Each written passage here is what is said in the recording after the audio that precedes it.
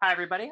Thank you for joining us. I'm joined today by Natalie Wynn, the creator of the Contrapoints YouTube channel. But Natalie, do you want to introduce yourself to everyone who's watching? Sure, I am Natalie Wynn. I am, like Riley said, the creator of the YouTube channel Contrapoints, a channel about politics, philosophy, and sexuality, I would Y- say. Yeah. Thank you so much for joining us. Or sorry, if there's anything else you wanted to say. Oh, I feel like I got it all out.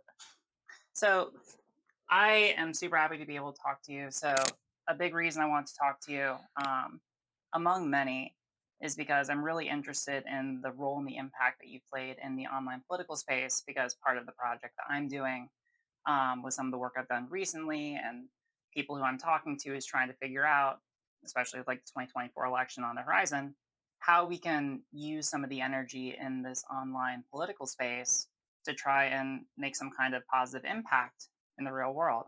And a big reason why I really respect you is because I think that you've done a really good job of being able to have really nuanced and meaningful and insightful conversations on very charged political topics and achieve like a really substantial degree of success. And I don't really see many other people, if very few at all, who have been able to achieve anything like that. Especially, as a woman, someone who's queer in this online space, like there's so much to be, impressed by. So yeah, I don't know. Like there's a lot of different places I want to explore, but I just think that you're someone who contributes a lot to the space. Thank you. Well, if the question is how do you do that? How do you reach people while also making content? I think it's a balance of being aware that when you're a content creator, you are in the entertainment industry. That's the Sure. space that you are in. So you do have to be entertaining, right? People generally do not watch for very long if you are boring. So you have to be entertaining, and that's a set of skills that's kind of alarmingly different from the set of skills of, I don't know, rationally analyzing arguments Hmm. or doing research or having some kind of a moral backbone of some kind, right? So, unfortunately, a lot of people who venture into politics in influencer spaces are people who probably should not be doing that. Okay.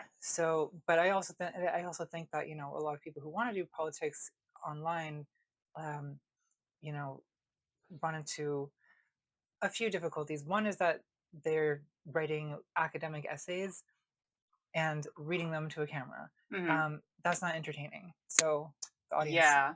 doesn't come. Um, but the other problem is that you can kind of get addicted.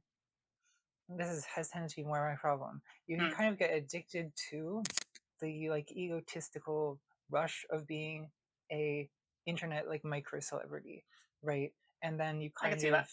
I feel like I've seen, I won't name names. I feel like I've seen multiple people in the space kind of like lose their any kind of like moral or like legitimate like political thoughtfulness that their content had is lost as they get addicted to views or as they get addicted to attention, and they kind of shift their content towards uh basically they read what the algorithm tells them as Yeah. feedback, and then that becomes the driving force of what motivates their channel.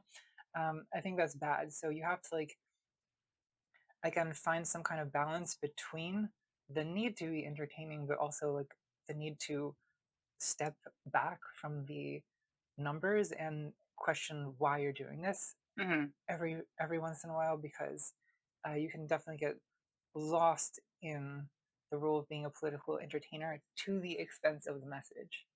Yeah. Gosh, there's so many things I want to explore there because I really like um, the advice to be able to give to people who want to get more involved in politics because something that I've observed, kind of like what you were talking about, right? How people can get sort of lost in the sauce or lost in like following the algorithm.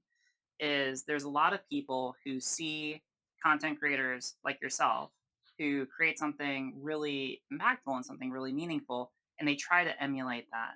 And they end up either getting sidetracked or they don't know like what really makes it meaningful or like what makes what you do really tick, right? Like what makes you ContraPoints and not somebody else. And people end up kind of getting sidetracked or they get they focus on like internet drama or they focus on, like there's a bajillion different ways that I see people getting kind of whisked away. So I guess that one Well, question. I Or feel sorry, go ahead. sorry, I feel like what you're describing is like all creators begin by imitating someone, but if your content is just imitative, people will notice that. And Hmm. it's kind of not appealing, right? Like you're never going to be better at making Contrapoints videos than I am, right? You can probably be way better at a bunch of other things, but not that. So, you know, obviously, like be yourself is a little bit trite, and sometimes you kind of discover what your persona is going to be while you're making content. Sure. But yeah, you cannot go into this with the idea that you're just going to imitate someone else. What people will be attracted to in your content is what you uniquely are bringing to it. So Mhm. that's the limit of imitation.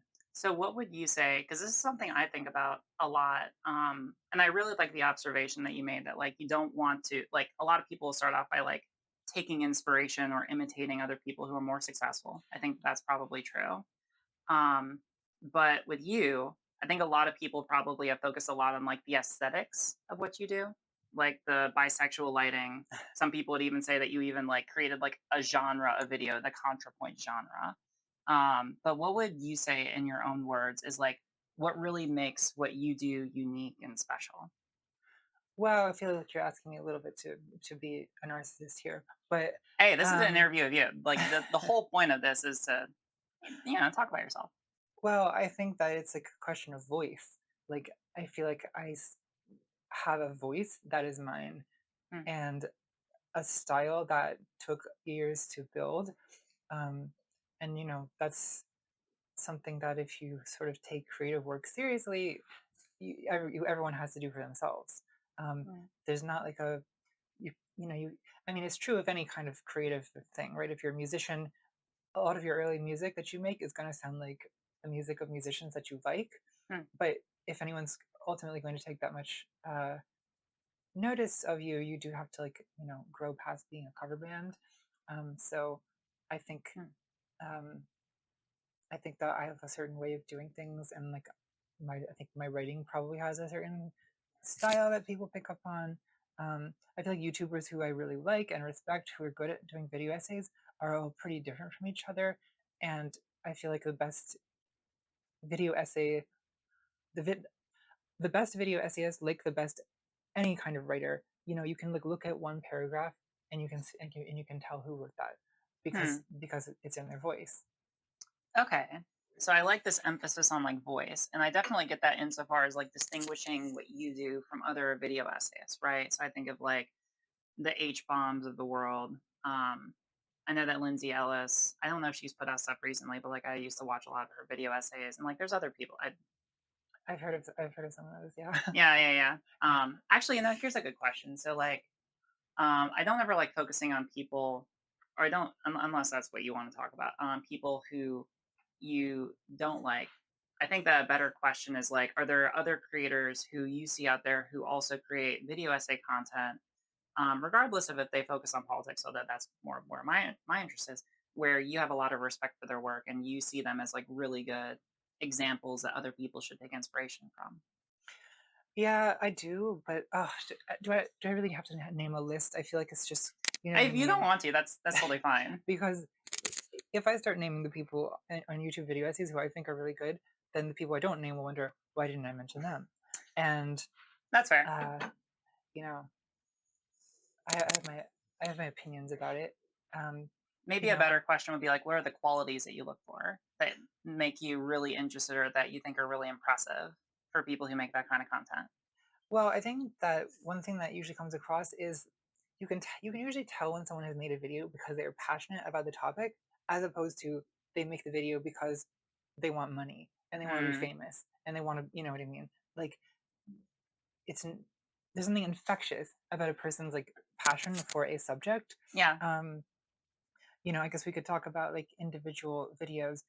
Like a video essay that did extremely well in the last few years was like Dan Olson's video on NFTs I that remember got like that. 12, 13, I don't know how many million views. Part of what made that video work is that he seemed not just to be sort of like going through the motions of making a video essay. He seemed like actually to be like emotionally caught into this topic and like frustrated with what was happening and wanting and have he had something to say, I guess, Sure. is like the most simple way to put it, right? Have something to say before you talk, I think, is a good piece of advice. um it's usually obvious when someone is talking because they have something to say that is like animating them from within, versus someone sitting down to be like, well, we got to pay rent this month, so I guess I'll talk about whatever's trending, right? Like, it's usually pretty easy to tell the difference between those things, and that's a lot of what distinguishes work that's like you want to spend time consuming from work that's easy to pass over. Would you describe that as like, because I think about this and I think that like a really big quality that you're hitting on is kind of like authentic passion, like being really authentically motivated in something like oh, there's a TikTok account online. This is not political whatsoever, but he shows up on my feed where I think that he's someone in the UK and he just loves trains. And he just Yeah, will make tons and tons of videos like hyper fixating in on like different trains over in the UK. And I watch this and I'm like, I don't know the first thing about trains, but like, damn, if I don't like these videos because like he likes it, and you know what? There's something cool about that. yeah. Well, it's again, I think the topic can even be flexible for my taste. Like, if someone is passionate about a subject and a good communicator, I will find myself getting interested in what they're saying, regardless of whether I was interested in it before I started the video. Sure. So I intend to. You've backed me into a corner where I actually have to like name names that I admire. Well, there's a YouTuber, Jenny Nicholson, who has done in the last few years some theme park reviews Hmm. that have gotten many millions of views, despite the fact that each one is over 4 hours, which is a massive amount of commitment. I am not, as someone who's particularly interested in theme parks, it's not like a thing that I would usually go out of my way to watch videos about it. But because she's passionate about it, because she obviously cares, because she's an effective communicator, the videos are extremely engaging and I've watched them all multiple times. Hmm. So again, you can't be Jenny Nicholson if you're not Jenny Nicholson. You have to find the thing that you are passionate about, right? And something that you can communicate about that effectively. Um, and that's, again, where you have to move beyond imitation at a certain point.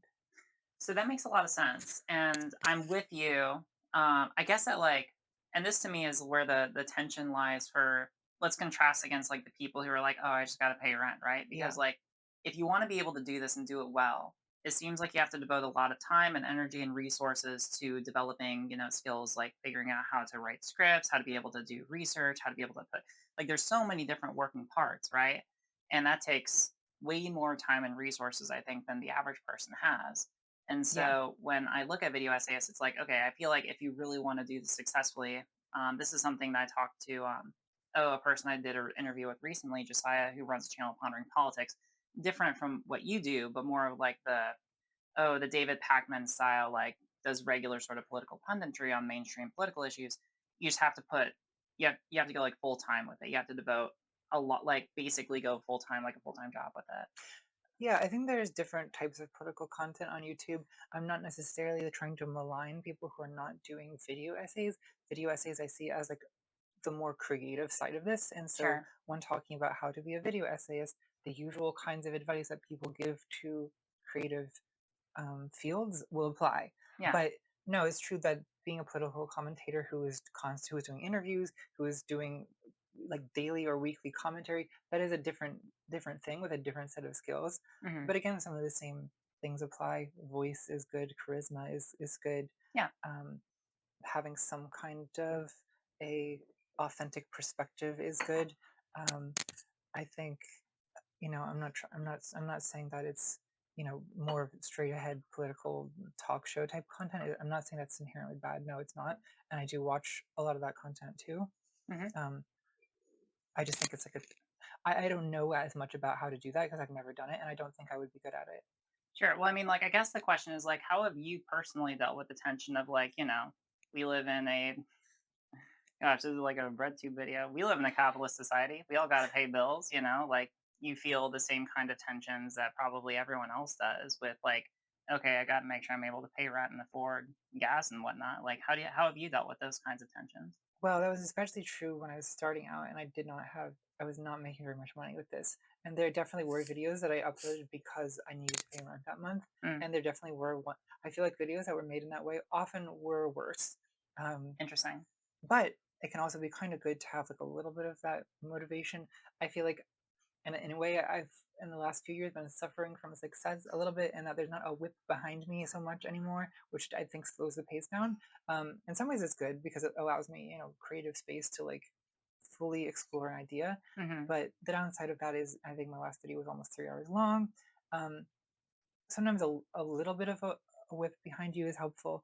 Um, Well, you don't think a video a year is a decent enough, is a fast enough pace? well, it is for some people. Some people make a video a year that's so good that I wouldn't want to rush them. But I also think that I personally think I'd benefit from like a little bit of pressure. But Hmm. yeah, I mean, when I was starting out, I mean, as with any creative thing, like don't do it unless you need to, right? It's not getting into a creative profession like being a video essayist is like not an economically like rational decision for most people because it's extremely improbable that you'll succeed. So if you're starting out, I mean, the reason to do it can't be just that I want to get famous. Like Hmm. that's well, because you probably won't, right? So again, it kind of has to. It comes back to like, do you have something to say? If you have something to say, then there is a kind of satisfaction to saying it, even if that doesn't make it, even if it's not a career for you, even if it's not going to make you famous. I mean, I think I was doing this for years before.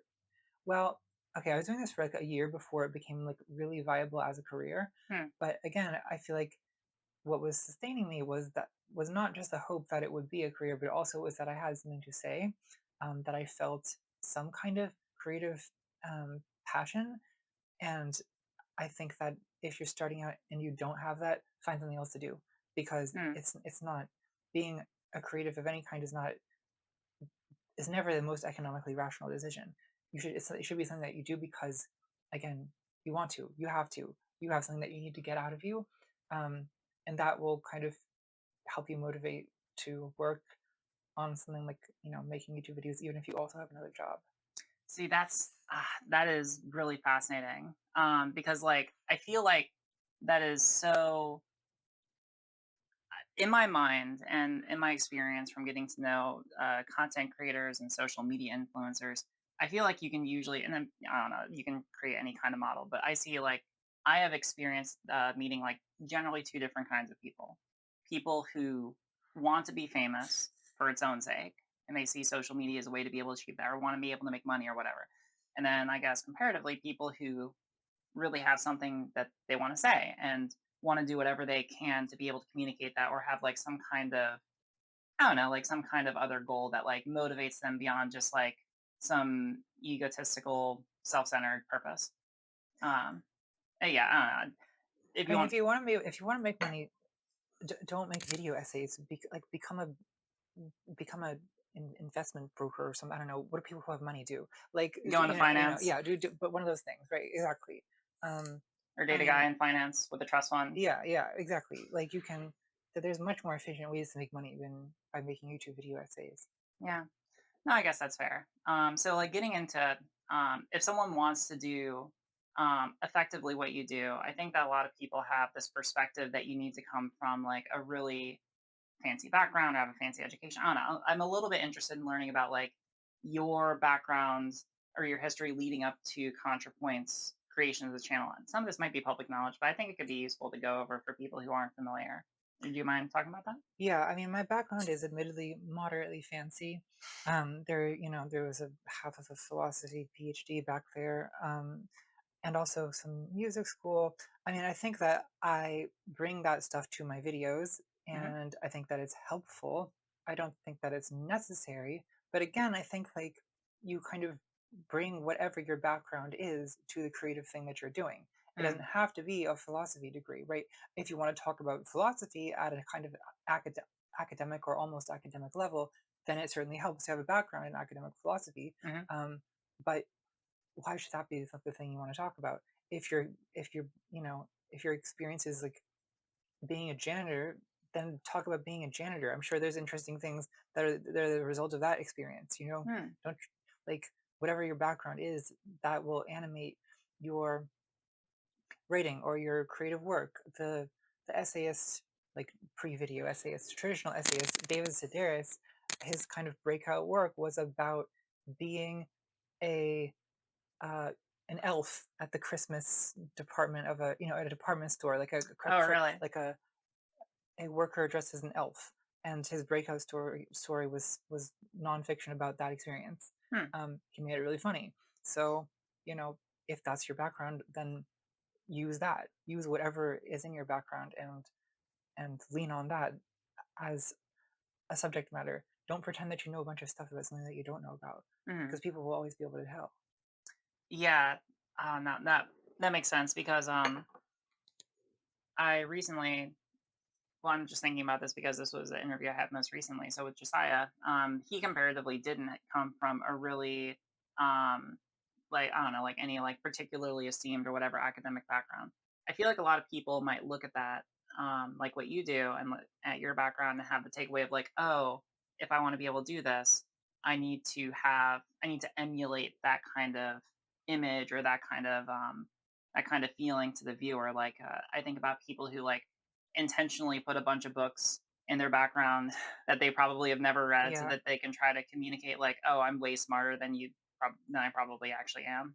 Well, people are very good at detecting fakeness. Like Mm. if you're being pretentious, that is, you're like pretending to have like some kind of knowledge and experience that you don't have. People will immediately pick up on that.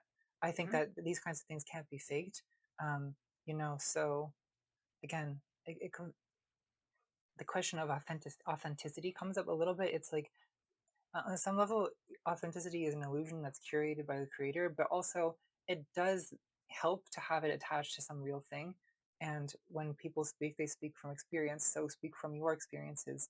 Um, if you're a bookish person, then sure, talk about books.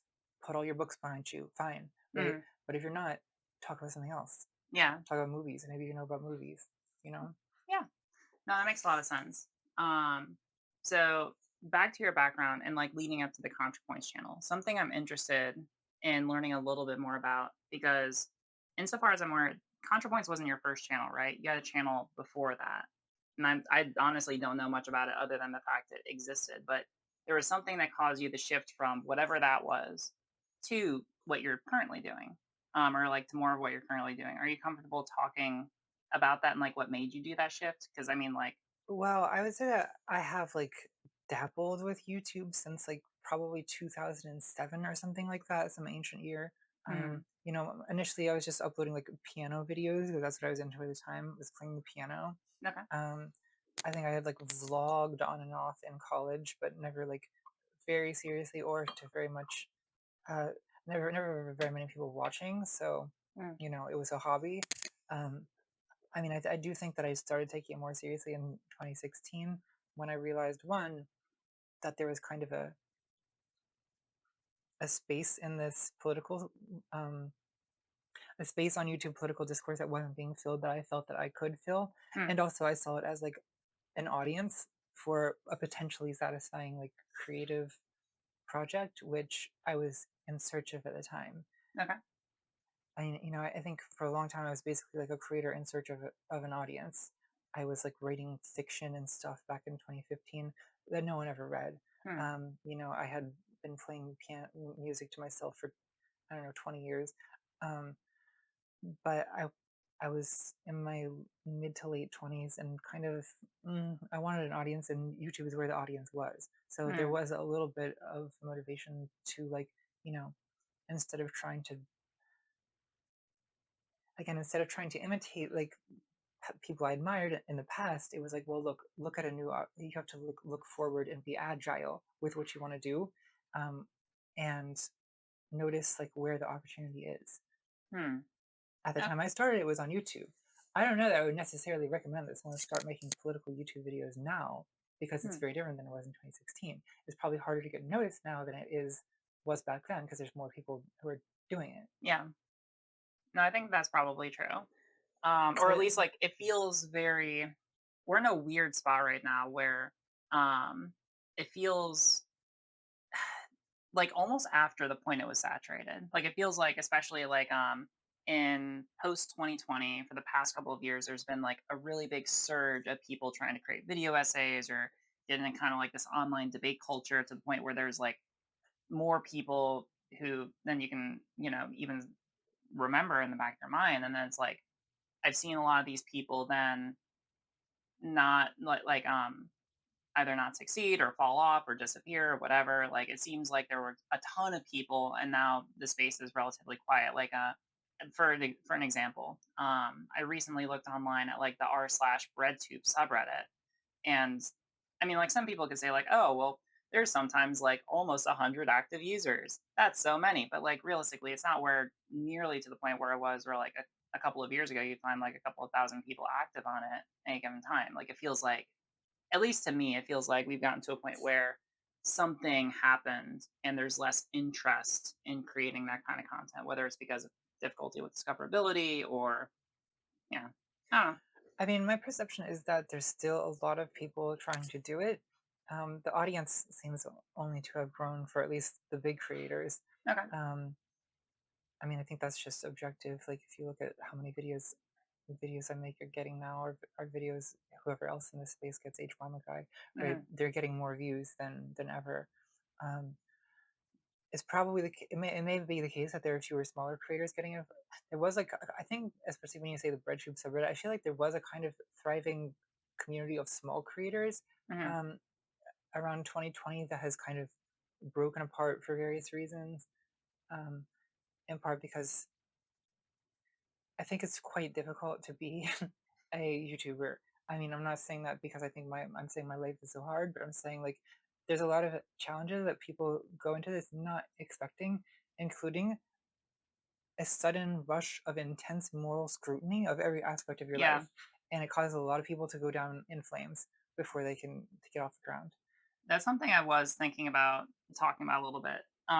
Since you brought it up, like a big thing I've noticed in this space, or something that's been like a really big um, issue that I've been trying to figure out how to address in my head over the past couple of years is like I think a lot of people get involved in this sort of online political space with really good intentions, right? They're like, Yeah, oh yeah, like there's a lot of people who are arguing or whatever, and like there's people engaging with these crazy people on the far right or whatever. Like, oh, I'm a pretty reasonable, well-meaning person. I can get involved in this space, and I can probably make a difference just by being nice to people and making good of making some decent points. And I've seen so many people go into the space with that kind of motivation and get just like torn to shreds by people online on like the far right, and also people on the far left, yeah, because of like that moral scrutiny, like oh, constantly nitpicking at small different, I don't know if you're familiar with the idea of like the narcissism of small differences. I'm aware. Yeah.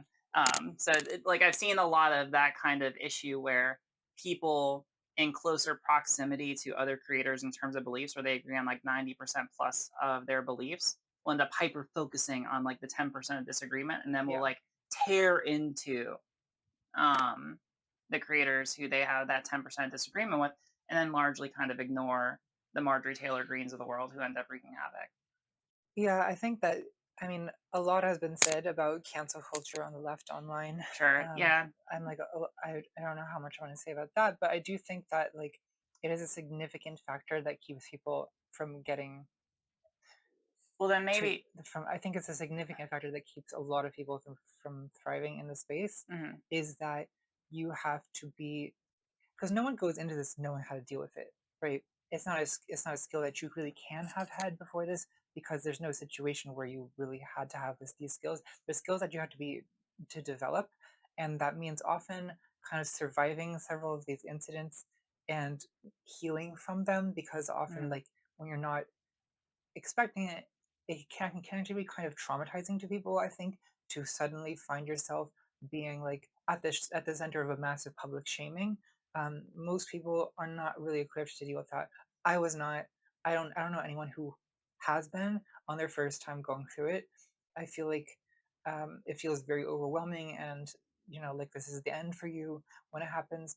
Oftentimes, these things turn out not to be as serious as they seem in the moment. Mhm. But it also requires you to kind of learn to recognize that and to not let it get to you so much that it sucks all motivation and pleasure from this, because it can. I think that tends to be what happens, right? Is that it's not necessarily that people get canceled in the sense that the entire audience abandons them, and that occasionally happens.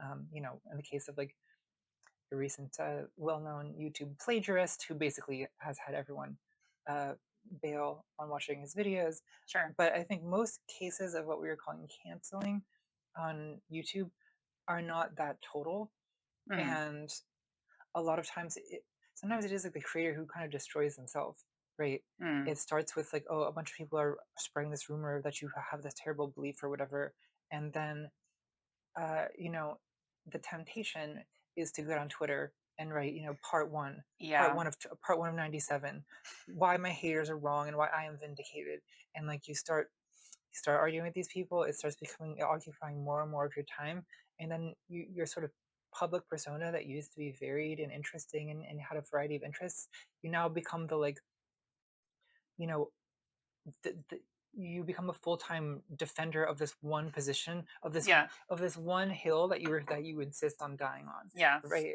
I mean, I think there's a little bit of a parallel with people like there's a little bit of a parallel with people like J.K. Rowling, who I think, get backlash for a position that they take publicly, and then get so obsessed with doubling down and tripling down on End up that like hyper position focusing on it. that it kind of consumes them, Yeah. right? Like these are people who used to have like more interesting lives with more diverse interests. They used to tweet about all kinds of things. They used to have a wider range of people they interacted with, and then it all becomes this kind of monochrome of this of it becomes their personality. Basically, is the person who will die on this hill. That's who they become, and it's kind of scary to watch in a way because it seems like so many people are vulnerable to slipping into this habit. But it helps to recognize the pattern and kind of try to catch yourself. Like, okay, I feel like I'm pretty impervious to this at this point because of how much backlash I've managed to get through at this point, that it's kind of like, yeah, like I know how that Sure. goes, and I know how to like spit it out basically. But sometimes, I do catch myself, like I think like last year I was finding myself doing like ten tweets a month where I was being angry at Elon Musk, and I think that my anger at Elon Musk was justified. However, you don't want to be a person whose entire online personality is hating Elon Musk, Yeah. right? You have to look at yourself and be like, is this who I want to wake up every morning? And is this the life I choose for myself? It's good to monitor yourself in that way to make sure that one little grievance or uh, you know there's not like one specific axe to grind that basically absorbs your entire public career, Hmm. which seems to happen alarmingly often to a lot of people. So a really interesting thing that I picked up, because I think I have come to a similar sort of observation on my own, and I'm not going to get into like particular dramas, um, but what I noticed is that over the past year, or I guess like the past several years, since I've been getting a lot more involved with like people in the Maryland legislature, with Wes Moore's race, and now that he's the governor, um, people like a lot of the people who do like I guess we'll call like IRL politics have no awareness whatsoever, or like very little awareness whatsoever of the online political space. I think it was only just like today or just recently where I saw oh, what's his name? He's a representative out of Florida, younger, very progressive. Um the name will come to me in a second. I don't know why I'm forgetting it. I just saw him tweet out like, "Oh, I just watched the Majority Report this morning, and I was super excited about it or whatever." And that was striking me because I was like, "Huh, that's like the first time or one of the first times I've seen like a major politician actually pay attention to like this online space." I mean, like there are other examples of it. You did your interview with I am so stupid for this. What's her name? Hillary Hillary. Clinton. Yeah. I'm sorry. Listen, Okay. I'm gonna blame the ADHD on this one. All right. I'm gonna 100% blame it there. But like you had, An obscure figure in yeah, American very obscure politics. Yeah, figure. Yeah, pretty off the mainstream. I know. I'm sorry. I'm a terrible interviewer. But like you had your interview with her, and like there are like one-off instances, but for the most part, it's pretty rare because I think that a lot of mainstream politicians or people who work in like mainstream politics tend to operate in like a separate field. And it's not to say that they aren't in theory interested in the online space, but they just haven't, for whatever reason, they just haven't really tapped into it. Like when I worked over in the Maryland legislature, there would be I knew several senators who would be like there would be session happening and they would be tweeting from the session, like from the floor of the Senate, to like, maybe get like 5 or 6 likes on something and be like, oh my God, I'm like internet famous, So it's like there's interest there.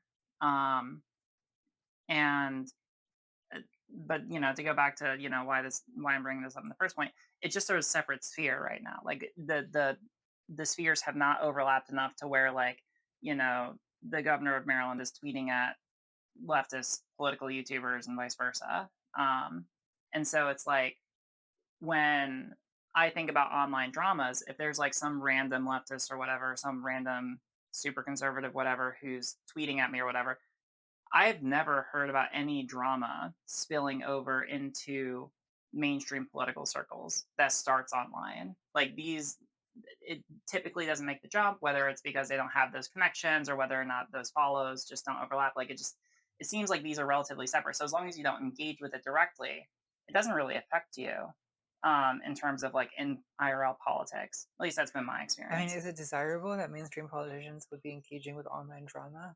I'm not convinced that that's I mean, desirable. not engaging with online drama, but I think that there's, and this goes back to like part of what I've been thinking about, and what I've been trying to like, um, what I've been dwelling on, which is like, how can you get these fears to overlap? Because I think that there's interest from both sides. I think that politicians are interested in reaching young people to get more involved in campaigns and whatnot.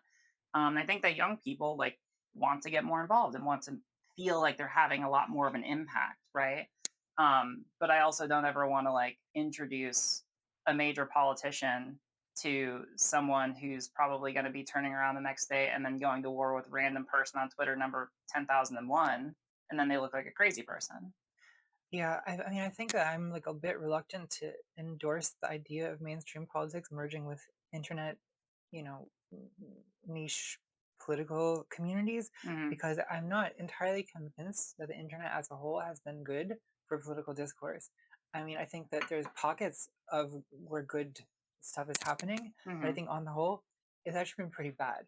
Hmm. So I think that on the one hand, I'm sort of reluctant to be like, oh, well, we need to get politicians more aware of like what's happening on RedTube. Like, mm, do we? Like, in a way, I would prefer that they didn't. And I think things are still at a point where politicians can get away with not caring about what's going on online. Like, I think Joe Biden, for example, got elected in 2020 despite Twitter basically hated Joe Biden, Hmm. and it didn't matter, right? He didn't try to win at Yeah. Twitter, nor did he have to, right? Twitter is not who votes. Twitter is a small group You don't think that the of the random, population. yeah, you don't Uh, think that the random person on Twitter saying, "Well, I'm not going to vote for no, Joe Biden." You don't think they're going to make a I think difference? Twitter is like a small and very unrepresentative minority of people who are like largely much more extreme than the average voter. Hmm. Um, that said, I also think that with an increasingly, as millennials and Gen Z and Gen Alpha become a growing percentage of the population, it is kind of inevitable that someone is going to be a streamer and then run for office, or some, you know what I mean? Because this is the media.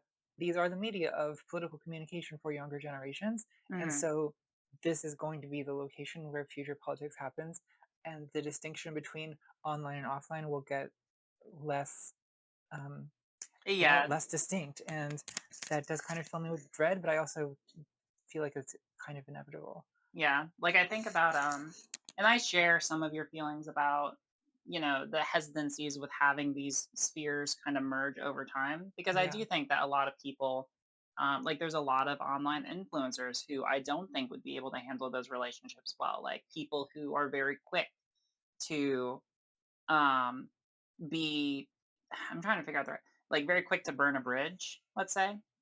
That's just a really bad instinct to have if you want to do like mainstream political work, because building bridges and maintaining those, even with people who you might not be on 100% the best terms with, is yeah, really vital for coalition building, right? Like if you want to pass a piece of legislation, or if you want to get someone elected, right?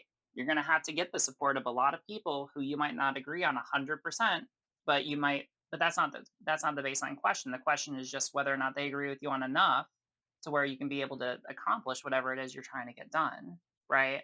And that just goes way antithetical to how a lot of people I see online think about certain issues, where everything is very black and white.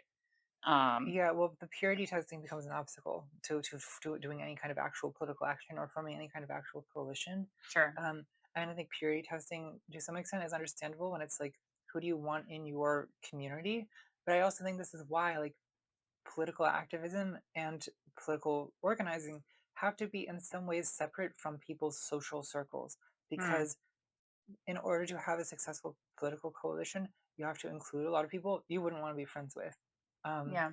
but I think online, the distinction between the kind of like parasocial following of a public figure, for example, or a community based on essentially fandom of a collection of creators is going to be much more like, is going to have that kind of purity culture where they don't want to be in community with people who have certain disagreements with them. Um, and so, but that's like, it is definitely something that's not how actual organizing or coalition building works. Mm, So, I think we kind of need to clarify in a given space, like, what is this? Is this a fandom or is this a movement? yeah. And I think that those two things are in fact different, despite what a lot of people inside the fandom think. Yeah.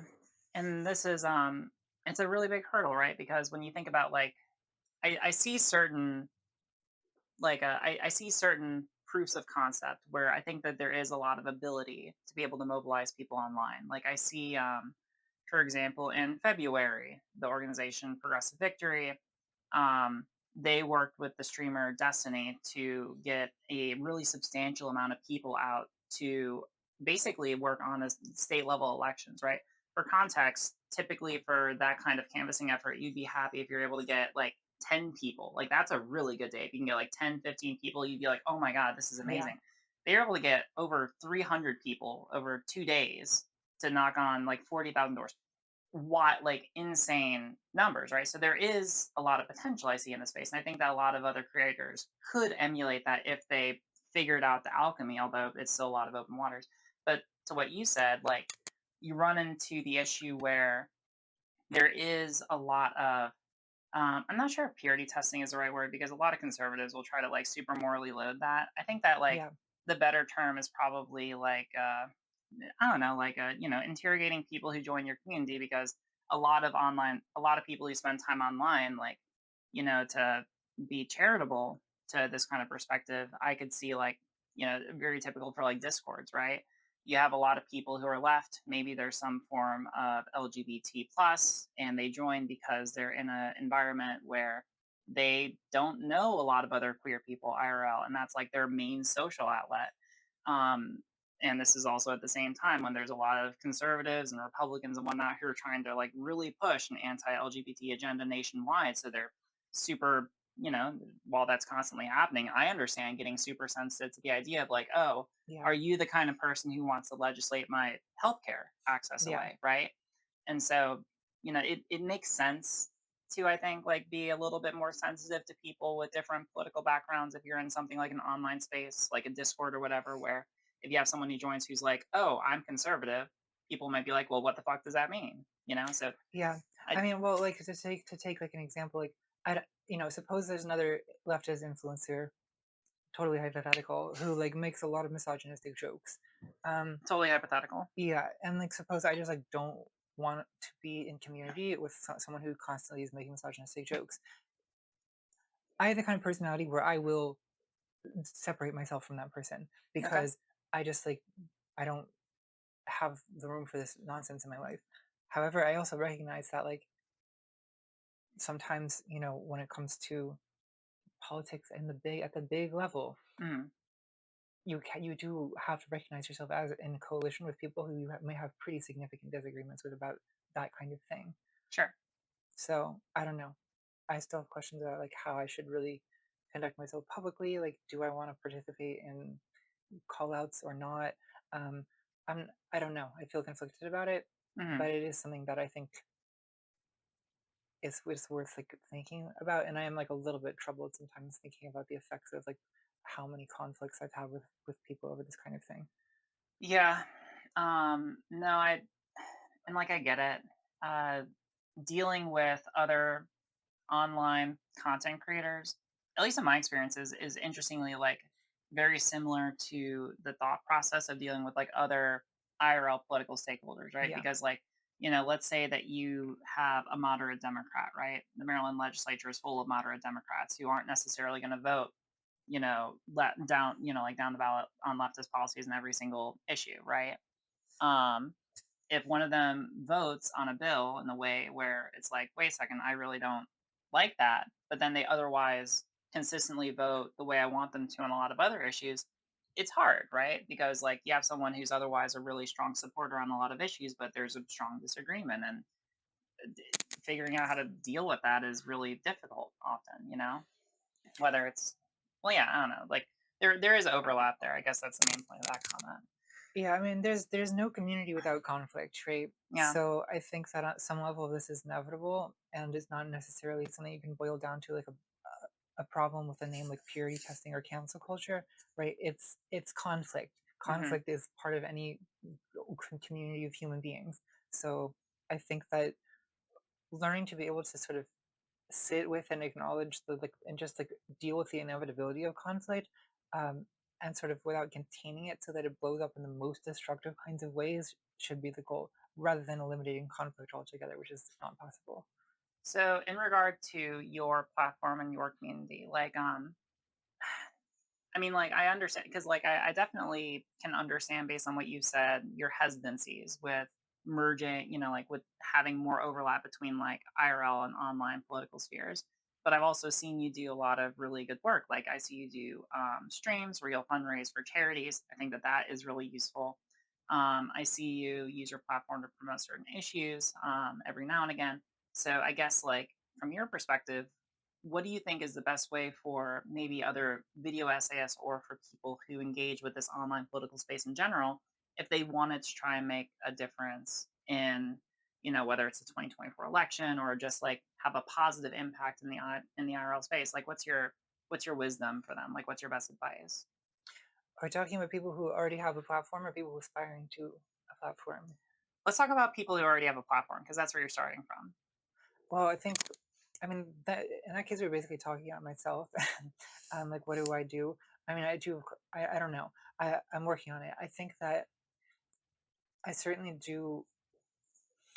And in some ways, I've kind of removed myself from a lot of like the daily like feuds over political issues, because it just Mhm. becomes like it just brings a lot of like discord into my life that I've sort of gotten sick of. Mhm. But I also think that, you know, there's certain issues where I will want to use the power of the platform, Sure. and I feel like I have some obligation to do that. Um, so it gets very complicated though. Like, take for example, there's a sort of intense amount of pressure, I think, at the moment to say something about the um, situation in Gaza. Mm. So I am critical, very critical, of like the Biden administration's sort of lack of action on that. Mm. But I also am conscious of the fact that at some point I'm be essentially like there's a 99% chance that I'm going to need to endorse this person's reelection, Mm. because the consequences are extremely high, Yeah. right, for this election. And I feel like even like disagreements, even massive disagreements on issues that would otherwise be like insurmountable, Mm. sort of have to be overcome in the interest of like making sure that this like future has like a this country has a viable future, basically, Yeah. right? Um, so I think that, I am at the moment use I on Twitter I will say critical things of the Biden administrations, and I Mhm. will say things, um, in support of the people in Gaza. But I also like know that at some point I'm going to somewhat awkwardly have to pivot to supporting to basically endorsing that people vote for Joe Biden. Mm. How am I going to handle that? Well, to me, it's about timing, right? That's the Mm. calculation that I'm making. That like, what is useful now? Well, right now, I'm not telling people to vote for Biden. Why? Because that's not what people need to hear right now, necessarily, Mm. right? Right now, the useful thing would be for the progressive base to voice that we care about Gaza and we want the administration to do something about it. Um, Now that dynamic is going to shift by September or October, Mm. right? When it will suddenly be like very urgent to Yeah. defeat Donald Trump. Um, so, you know, but these are like difficult calculations to make. And when you have a big platform, you have thousands of people who will feel that you got it wrong no matter what you do and will be very angry about it. Yeah. So the easier thing to do is to say nothing about anything, right? Every post sometimes feels, Yeah. every time I post on social media, it sometimes feel like, why am I posting? A post is just an opportunity to be hated, you know? Yes. And so it's like, why am I doing this? It's like, well, because sometimes it's worth being hated, Mm. right? Um, and like, you know, some people obviously will see me as like a villain, but some people will also see that I'm attempting to do the best that I can in this situation. Mhm. And will that ever be good enough? No, right? Because no one's perfect. But you know, I'm making a good faith effort, and you know, I think that on the issues where wielding a large platform is likely to actually have some kind of impact, that's what I try to like notice what those things are. I think that, you know, presidential elections are kind of an obvious one, Yeah. where yeah, like telling 1.5 million people or whatever to vote a certain way probably has some kind of impact. Yeah. And so they are, I feel like, a responsibility to do it. That makes a lot of sense. It's funny because I think that you actually took the words out of my mouth. I've been thinking a lot about this, and specifically, like, I think I arrived at the same conclusion that like every opinion is an opportunity for someone to hate you, Yeah. right?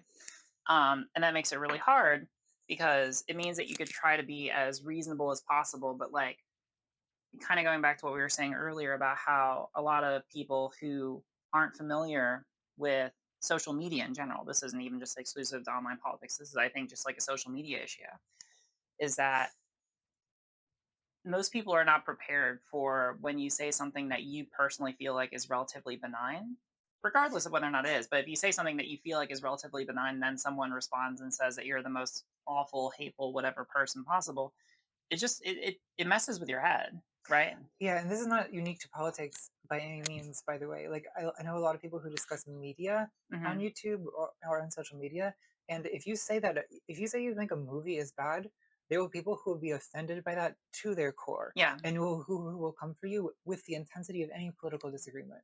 So Hmm. it's not just politics, right? I mean, I think some like in recent times, like some of the most like intense like hate storms I've brought upon myself have been like opinions about a movie I just saw in a tweet that I spent 20 seconds rating because it didn't occur to me that this was going to cause a lot of people to get very upset. Yeah. So yes, you do kind of get used to this idea that, you know, everything you say is going to upset someone. But it really pushes this idea that Yeah, like you just shouldn't say anything at well, right. all. Well, it makes you want to say less, and so you do say less. And I Hmm. say much, much less than I used to about everything. Yeah. Right? I think I'm posting less frequently. What I do post is tends to be much more cautious and reserved. Hmm. Um, you know, if I have some like controversial, edgy opinion, you know, unless I'm like drunk and it's 2 a.m., I'm not tweeting that, Yeah. right? So I think that, you know, the downside of this, of course, is that there's some issues where you sort of have to say something Sure. because, you know, if you don't say something, there will be hundreds of angry people telling you that you're complicit with a genocide, Yeah. I mean, like it's a cost right? benefit analysis, So right? you know, but I also think that, I mean, I don't exactly want to appeal to like, oh, the poor influencers. Like, we should feel sorry for like the plight that we're in. Like, not, you know, that's not what I'm saying necessarily. But I do think people are often sort of uncertain what they want. I mean, I remember in the summer of 2020, after the killing of George Floyd, there was, Hmm. you know, Black Lives Matter protests all over the city. Basically, every influencer in any industry whatsoever, beauty, like business, like was felt some you know pressure to say something. And you know there's these like slogans, you know, silence is violence. Like if you are silent, you are complicit. um and like I think that there's some truth to that, but on the other hand, a lot of influencers are not equipped to say something Yeah. intelligent about this, right? Hmm. They do not have the experience or the knowledge to say something worth saying to their audience. Sure. And so this causes trouble, right? So like again, it always is kind of a difficult situation for me to navigate whenever there's something like really serious occurring, a war, Yeah. right? How do you talk about a war or a massacre or police brutality with your, you know, entertainment platform, right? Hmm. It's tough because on the one hand you feel like if you say nothing, then you are sort of being silent and being complicit in that way. but it's also difficult to think of what to say that is not the equivalent of posting a black square on Instagram, which Yeah. is what a lot of influencers did in the summer of 2020 and has been like widely mocked as like a completely like useless like gesture of empty support. Yeah. Um, so you know, obviously the ideal thing is to be extremely articulate and educated about the topic in question and to have all kinds of interesting, knowledgeable insights about it. But you know, that's That's just like, easier said than done, yeah. right? So and on, I mean, I think, I mean the Gaza issue has really been tough for me because I feel like I don't have any particular expertise Hmm. on this topic, and it's extremely thorny in terms of how many ways that you can say the wrong thing. Um, so it's balancing the pressure of like say something but not the wrong thing Hmm. is is devoted a lot of time. I would say Yeah. it's required a lot of time from me, which fair enough. I'm the one who signed up for this, so it's what I have to do. But it is not easy, and people should be probably aware of that. No, I definitely get that. And it makes sense because like I've seen so many larger influencers who I think, and well, actually I don't even think, like I know are reasonably intelligent people who make lots of really substantial and knowledgeable contributions on different subjects, going back to what we were talking about earlier, where they're really passionate about something, right? And then I see them go on Twitter and suddenly they're tweeting about something that I've never seen them do any research or make any kind of video or do anything, never talk about at all Yeah, previously. And suddenly they're saying something and I'm like, wait a second, like, I don't know if that's true. I don't know if I agree with that position. I don't like when people begin to like step out of their areas of yeah, expertise, it's really difficult because like I definitely see that pressure put on influencers to say something, but like I guess this goes back to what you're saying that like sometimes people don't know what they're actually wanting because it's like you're asking people who don't actually know necessarily all the relevant details or who don't have expertise to say something when it's like it's not really their place to. do we want Justin Bieber's opinion on Palestine? I mean, his opinion on Palestine probably sucks, so probably the answer is no. But I think people, It's like what the hell does Justin Bieber know about Palestine to yeah, begin yeah. with? Why, right? Why are we listening to him? Yeah, Yeah. But I mean, like a lot of people tend to like, and I think this goes back to even at the beginning, talking about like people who will try to emulate larger creators, maybe for the wrong reasons initially, where people will see fame and equate that to expertise. yeah, And I feel like that's a big issue that people, maybe it's just like a matter of like growing through that kind of assumption. But I won't name names, but like I know a decent amount of like people who will make video essays where they have really good editing and set design and it aesthetically looks very pleasing, but then the substance isn't particularly impressive to me because there isn't really much substance or much intellectual rigor there. And it's just like, well, I feel like this isn't really, this is just kind of like dangling keys in front of a kid or like, well, I shouldn't be like that demeaning about it, but like, you know, there probably is an extent to where people just like, kind of have to like grow through that because they still end up being very successful. They still end up getting a large following. Um, but it's hard to like kind of dictate to people, oh, well, you shouldn't like this person.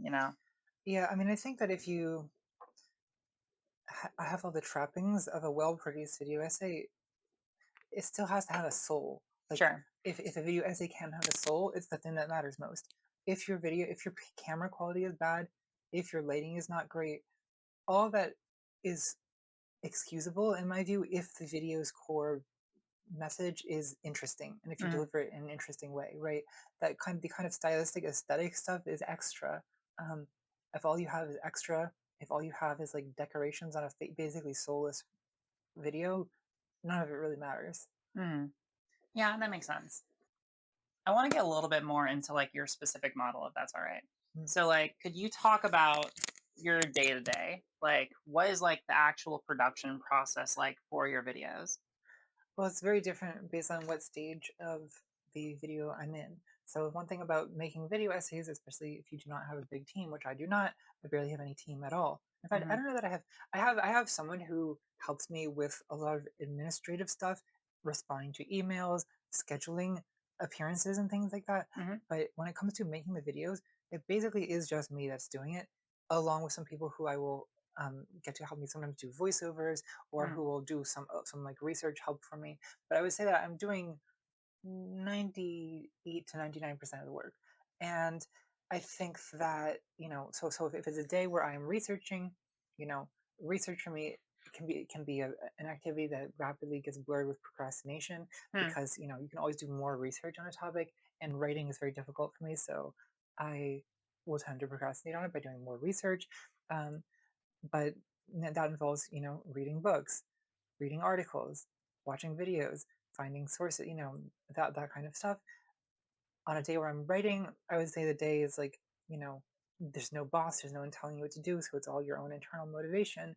You wake up at a crisp 11 a.m., you procrastinate for 9 hours, until you hate yourself so much that you force yourself to sit down with like a drink in hand, and like finally actually tap out words on the page, which you can then fix during tomorrow's procrastination section. mm, Um, and then eventually you have a script, and usually by the time my script is done, I'll be frantic because of how long it's been since the last upload, and I'm like, I need to film this, and sure. that's the only thing that causes the script to be finished. Filming, I would say, I'm usually doing it. I'm pretty much always these days filming at home. So I will spend a day like, basically creating a set, usually, which is like some modification of a room of my house that already exists, that I Mm, will then like, kind of escalate to the level of a set through putting like topically relevant things in an aesthetically pleasing order. mm, Um, I'll usually like set up a monitor so I can look at like what I'm doing, and then create a set that way. And then on the day that I'm filming, I'm often filming between like 11 p.m. and like 6 a.m. oh my God. Um, that's kind of the hours that I will film at. So Um, why? well, for a couple of reasons. Like, one is that you have like stable control of the lighting at night.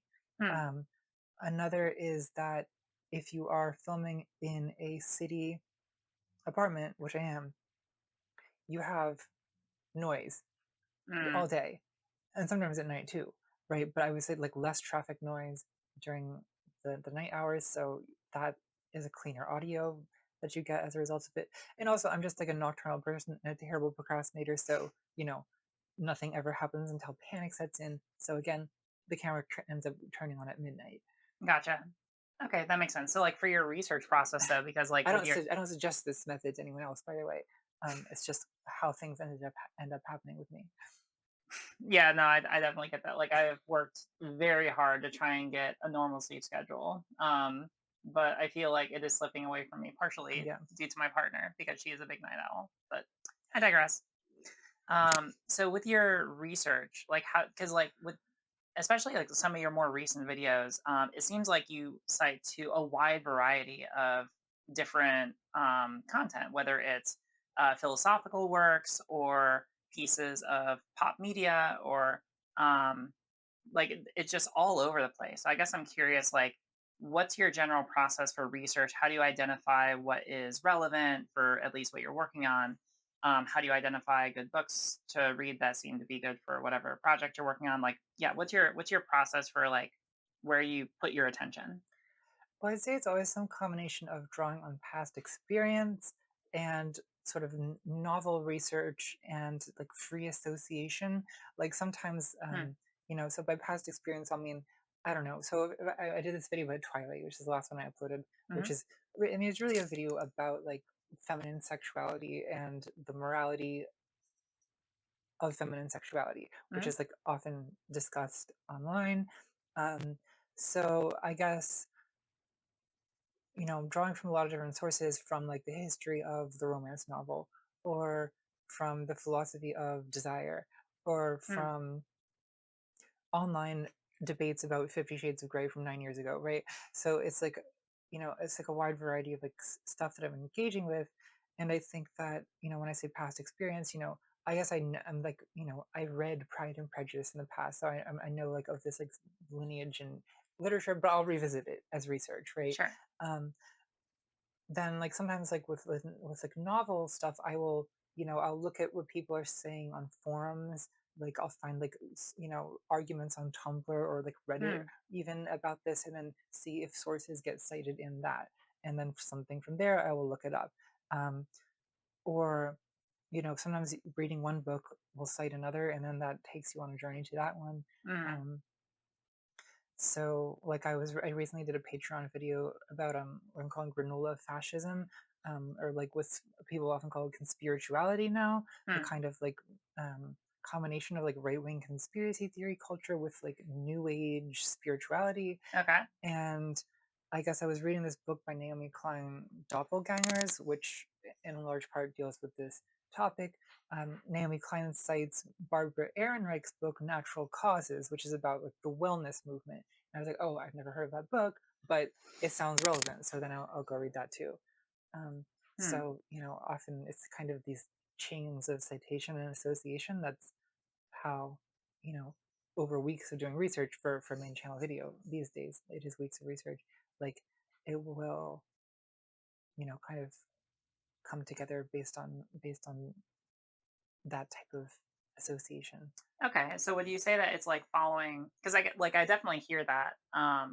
It sounds like it's mostly, and you can correct me if I'm wrong. It sounds like it's mainly following like your chain of interest, right? Or like following Yeah. where your interest is at.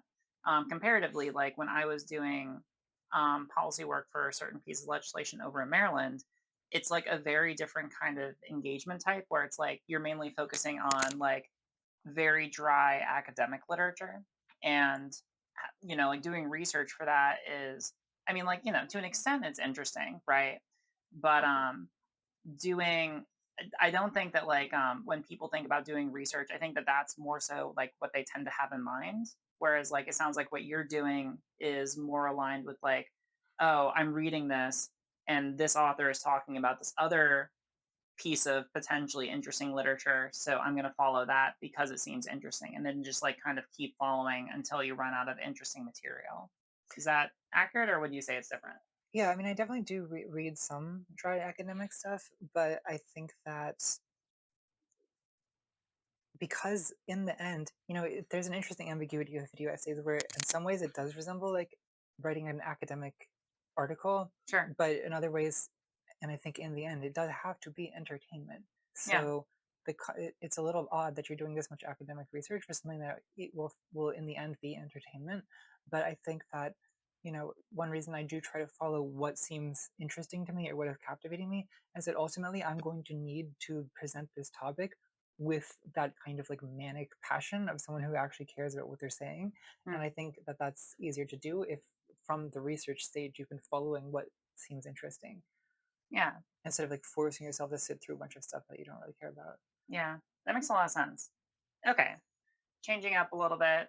Um, so with your video essays, you've covered a wide variety of different topics, but with the exception of like a handful, like the J.K. Rowling example, most of your video essays tend to talk about one subject and then you move on from that subject. You don't tend to revisit them, or maybe you talk about them briefly or tangentially in future videos.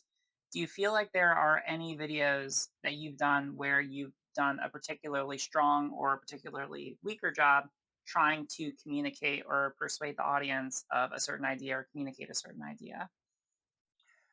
I think a lot of my like older videos, by which I mean like older than 4 years, like to my current standards, like they really don't hold up. Hmm. Like I kind of like I never watch them. I just don't want to subject myself to that. Hmm. But I just know that like I bet I wouldn't even agree with what I say in this video. Like in respect, Okay. in part because I do a lot more research now and stuff that I used to, and also like I think my perspective on some things has kind of shifted as a result of just more experience. Hmm. Um, so yeah, it is a little bit awkward, of course, because people.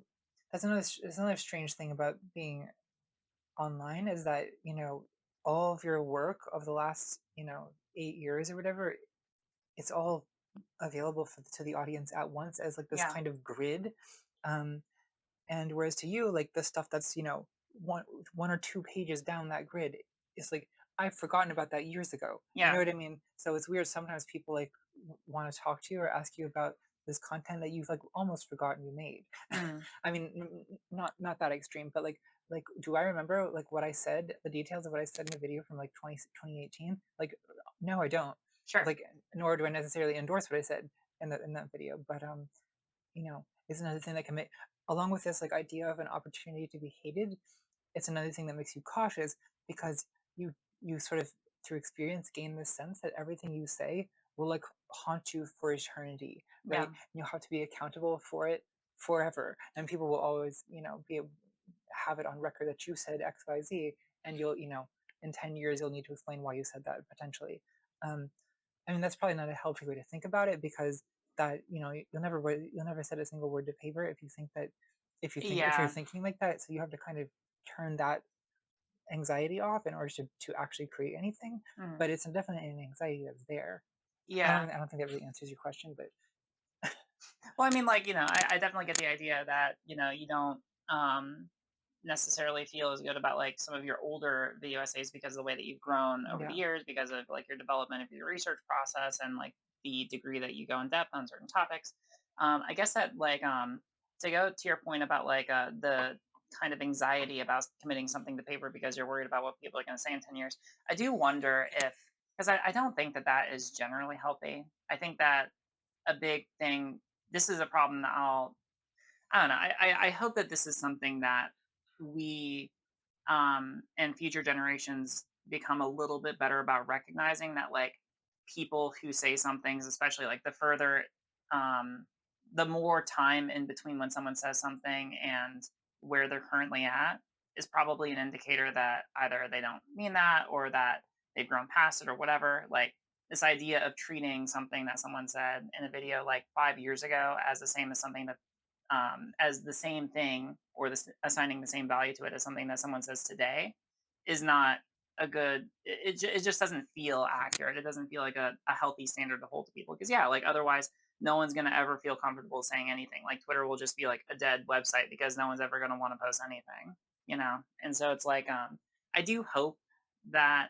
people grow a little bit more on that, but but then again, like having at least a little bit of anxiety is probably good. Like, you don't want edgy kids going online and making like racist jokes or whatever, because yeah. like if those come up in the future, then like things like that probably like there's So a reasonable degree to some ask about people are them. not cautious enough. Yes, Yeah. exactly. Like it's good to be hmm cautious, but yeah.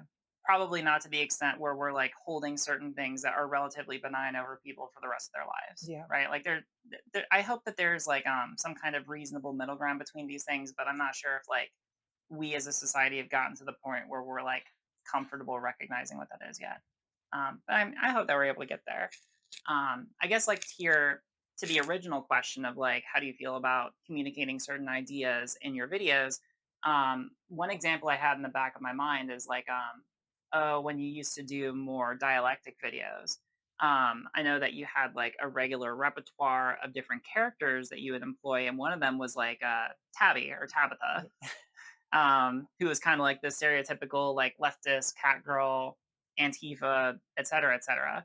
And my interpretation of that character was, I mean, not necessarily to be positive or negative. I interpreted it to be more of kind of like a descriptive, like this is just how like what this perspective is, right?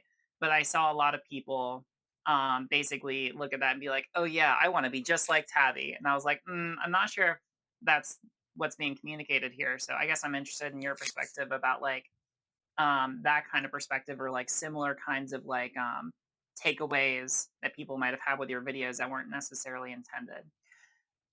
It's definitely the case with the dialogical videos that many more interpretations are possible, which Sure. also again puts you at the risk of people are more able to interpret it in a very uncharitable way. Hmm. Um, you know, part of the reason for those videos is like that it presents a way of exploring different sides of an issue, yes, but also like the kind of social dynamics of an argument itself and the way that like power and rhetoric kind of function in those actual situations. Sure. But yeah, it's not easy to um, you know, it, when you're so afraid of being misunderstood or taken out of context, it's kind of difficult to produce like work that has like subtlety in it, because you sort of learn to fear subtlety through, or at least you fear ambiguity, right? So I don't know, but that's what makes something art, is an ambiguity, right? Like Hmm. otherwise it's you know, it's political speech making. But like I feel like, and I think all anything that rises to the level of art has an element of ambiguity and interpretation. And so, you know, if you want to make art, which you don't have to, right? Not, I think most YouTube content probably doesn't rise to the level of art. I don't really even have an opinion on whether my own videos are art. I think some of them probably fit the category, some Hmm, probably don't. But I think that if you want to make art, like you do have to be at ease with misinterpretation, which is just like it's just interesting. a fact of like how audiences will receive anything with ambiguity. See, that's fascinating because like whenever I look at art, and I've been trying to get better into it, and I'm not gonna act like I have like a fancy background in it. This is strictly like a personal perspective, but I always like try to go in and understand, always try to get an idea of like what the artist is trying to communicate to me. So when you say that it's actually important that there is a degree of ambiguity in there, I guess like I don't know, that's just like different to me because it's like um because with art it's like I feel like an artist is trying to evoke a certain idea or image or what have you when I look at something or when I'm experiencing something that is supposed to be artistic that couldn't be like as clearly communicated with like like a formal political speech or what have you. Um yeah, I don't know. So I guess I'm interested in like how you see art. Well, I think a lot of people have this approach to like interpreting art that I kind of call it like a puzzle box approach. Like their Hmm. job is to like decode the message that the artist is trying to convey, right? So like I don't know, there's that viral tweet about like the Black Panther movie where someone was saying like, oh, at the end of the movie he should have faced the camera and said, "I'm the same kind of communist as you," right? But like I think that uh, you know, if what someone is trying to say in a work of art is basically here's the kind of communist you should be, then you shouldn't make a movie or a play about that. You should just say that, right? That you should write a manifesto telling people what kind of communist to be. If you're putting characters in motion and a plot and a story with images and sound and you know you're saying something more than just a political message, right? You're trying to show people something about human feeling or like there's something there that's not reducible to like a political manifesto. And so trying to translate a work of art into a political manifesto is to take what is artistic about it out of it. um, so I guess that's why I kind of dislike the puzzle box approach. I mean, I can understand that. I guess I don't know. Maybe I'm not familiar with like a box approach. I guess that like when I think about art, like for example, music, right?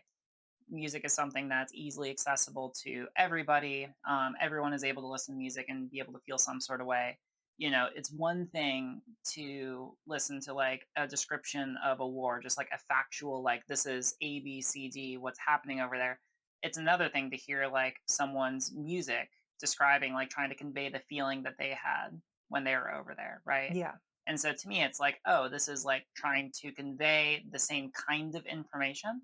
Um, Hopefully you can be able to read words, but sometimes reading words off of a page, like it takes some of the emotion that someone might be trying to convey out of it. So I just feel it like I guess I just see it as like another way of communicating information that maybe like an essay can't do justice to. Well, if you take like a very broad view of information, then sure, you could say that all of this is just communicating information. But like, there's different kinds of information, right? There's like factual information, or there's kind of like argumentative, persuasive information where you're saying like this is what you should believe and what you should do. And then there's kind of experiential information, right? Which is a more ambiguous kind, right? Hmm. Where you're kind of presenting a story or you're presenting a situation, or you're presenting a kind of moment in thought or feeling like someone would in a song, right? And then that um, it's not to say that obviously some interpretations are more valid than others, right? Because in that they are more supported by the content of the art in question. But I think that if someone it would help to have like an example here. Well, people could disagree about a song, like how ironic it's meant to be, or Hmm. about like whether is this bittersweet or bitter angry, or like you know what I mean. Like there's like subtleties like that I feel like are sort of inevitable disagreements. So I guess, and to take this back to the conversation, maybe I can ask you directly, like, is there a canon interpretation of like any of the dialectic video essays that you've done? Like, is there a correct perspective, or is it more just like you're laying out descriptively how you understand these different perspectives to be and just letting them interact with each other? No, there's not a correct perspective. I mean, well, in the sense that, like, okay, so take like a dialogic video. I've done like The Hunger, which is a video. Oh, it's about a lot of things. It's about like addiction. It's about religion. It's about the conventions of political debate being abused, right? I think that, you know, again, some interpretations of that video are more valid than others, Hmm. but if I had, if the video had like one clear and message that I could just write a paragraph of text summarizing, then I would have just written a paragraph of text, right? Hmm. I feel like that the desire to make a video like that was to show something that, you know, could not be told as as effectively otherwise, but also something that, because it's told in the kind of like dramatic format that I chose, I accept will be sort of open to some flexibility of interpretation, and some of those I will feel are more valid than others. But it's also kind of the nature of making art that you, as the creator, accept that you are putting something out into the world that now is belongs to the audience, right? Hmm. It's kind of, you, in order to create something like that, you're accepting that you no longer have the final word, in a sense. Okay, interesting. Um, do you think that you're going to be bringing back more dialectics in the future? I feel like you've got like over the past couple of years, it seems like you've focused more on just like descriptive essays where you're talking straight into Yeah. the camera.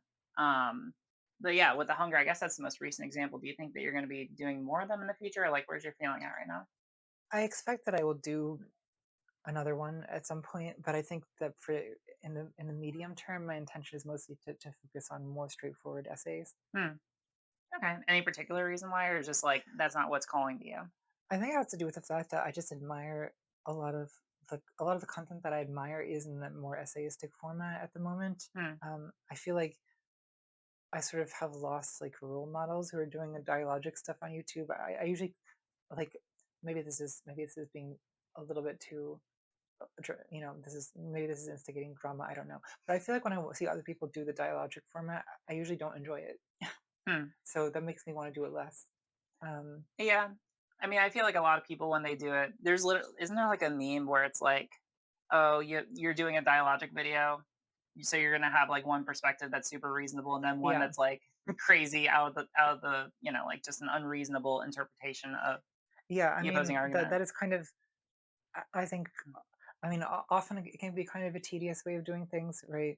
Where it's like, look, if you have an opinion, just face the camera and say it, right? Sure. Instead of putting like a straw man character in. I mean, I feel like when I if I'm bothering to make a dialogic video, certainly will have characters who like represent perspectives I don't agree with, but I try not to make them merely straw men there to be defeated. Yeah. In fact, often the point of it is to show how the weaker argument defeats the stronger, right? Hmm. Um, which I think is something that I've often kind of tried to dramatize, is the way that I think it's like a reflection of my frustration with actual political debates, where you see how like frivolous hate or hateful nonsense can actually be very rhetorically successful. Yeah. No, that makes sense. And I mean, I really like because I think that's something that you do really well. And obviously, like, there's never going to be like a perfect representation of another opinion as like a sort of steel man. Like, otherwise, you might as well just like put a person who Yeah, actually has that perspective into the chair. I think that something that you do really well is, at least to the best of your ability, try to reasonably represent opposing perspectives, even if they're sometimes like really toxic. So I guess like one thing I'm interested in asking you about is like how you've generally dealt with that. Like you've had characters and perspectives that are like transphobic or fascist or what have you. And like in order to be able to write those kind of characters, in order to be able to inhabit that sort of headspace, like it's really I feel like that's a really big burden. But like how have you sort of done that? yeah, it can be. I mean, you do kind of there's kind of perverse fun to it to me. I think sometimes where Hmm. it's like, okay, like what is it like to be this type of person, and like what is like the emotional core of like what's driving this person's viewpoint. Like I don't know. To me, there is like some level of like fun and like getting and trying to like sort of adopt another person's viewpoint and like understand this thing that seems like really perverse to me, but like understand it and attempt to understand it authentically. Mm. Like, okay, so I had a character in The Hunger called Virginia Lamb who's like an ex-gay evangelical. Yeah, yeah, yeah. And so like to do that, I mean obviously I've like known such people in my life. Mm. So I'm like aware of sort of what their deal is, but like I listened to a bunch of podcasts about like the founder of basically the founder of gay conversion therapy, who was himself ex-gay, and who had had sort of like some kind of traumatic experience in the community. And you sort of like come to understand like why this seemingly like crazy position like seems appealing to people. I spent a lot of time also like listening to like the testimonies of ex-gay people Mhm. on who are now like promoting evangelical solutions to like the problem of sexual brokenness, as they call it, right? um and like I don't know, like obviously like it can be kind of emotionally difficult to spend time with this, but Mhm. also I don't know, I feel like it's sort of, if you're writing a dramatic work, it's dramatically exciting because there's so much pathos to the situation that you want to capture like the you want to capture the emotion of these people, Mhm. because it's sort of contradictory and conflicted and interesting, in short, right? It's psychologically interesting. um I don't and, think and that most people would say it's interesting, yeah, but well, like, but I'm interested in yeah. hearing more about that. Well, I think that I don't know. I think that there's always something so dramatically interesting about a person at war with himself. Hmm. That to me is like is an interesting basis for a story. Sure. So I think I kind of zero on that as like there's like a story here worth telling. But see, like that's such a more interest. We're gonna use this word to death. I mean, like that's a way more interesting way I think of looking at it, and I think I agree with that. Whereas, like, I think it's really easy to just kind of like take the basic, I don't know, like the basic Twitter position of like, oh, that kind of person, well, they're a shitty person, cancel them to the dirt, fuck them, like, and I mean, like, that's not to say that there's any endorsement or that it's good to endorse from a Yeah. moral or any other kind of position, like their positions, right, or those kind of positions, right. But like, I think that there's a lot more, I guess, kind of like meat on those bones. Like, there's a lot more to unpack there. I think that than people will give consideration to, which makes playing that kind of character, I'm sure, more interesting. Well, I think also part of it has to do with like there's like different ways to like judge people, and there's different ways to like evaluate the world, Hmm. right? I think from a moral perspective, like you can say that someone is being good or bad, or maybe they're ambiguous, and you can explore the ambiguities.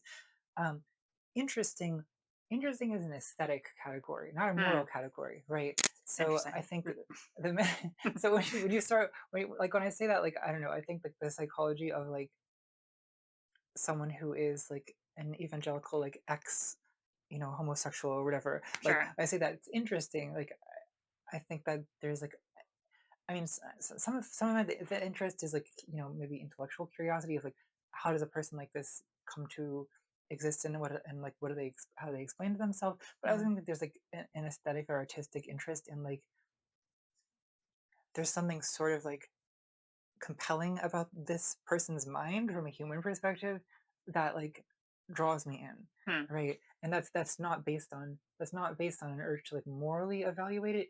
It's based on something more aesthetic than moral. Yeah. No, that makes sense.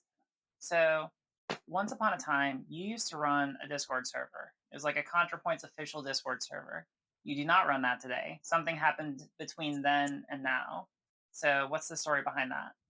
Well, I don't know that I ever actually ran it. I mean, I think it was like an official ContraPoints Discord server, and I guess I was a mod. Although being a mod is actually quite a lot of work, and I don't know that I was actually doing any of that work, so Hmm. I'm not claiming credit for that.